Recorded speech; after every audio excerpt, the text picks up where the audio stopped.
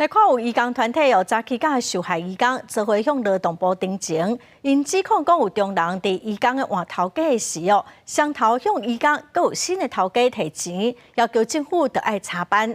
劳动部是强调讲会请地方政府来查，若是有违法，上济是当罚150万。My transferring permit was withheld by my broker. I messaged my broker that I wanted to get my transferring permit, but he refused to give it to me.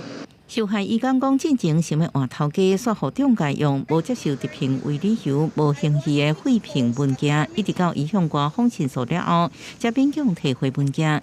想要到中介竟然利用伊换头家期间，将伊通报做失联，作为报复。因为需求它的急迫性，所以他强迫了雇主签下了卖身契，他甚至向雇主勒索了赎身费。相关的移工人权团体带受害移工到劳动部外口抗议，要求政府重视这个问题，佮批评亲像安尼恶劣的中介用尽恶报，为不止向移工讨买工费，还佮雇主互因赎身费，要求政府爱严格追查。中介有违反劳工意识，留置他的文件到渔公失联，这些违规情会交地方政府去查处。不实申报的部分，最重可以罚150万的罚款，同时可以停业1年。劳动部强调，会请地方政府查处，违法上当罚150万，佮命令停业1年。若放买工费等的不法行为，也会重罚。今年到即卖已经严罚8件不法中介业者。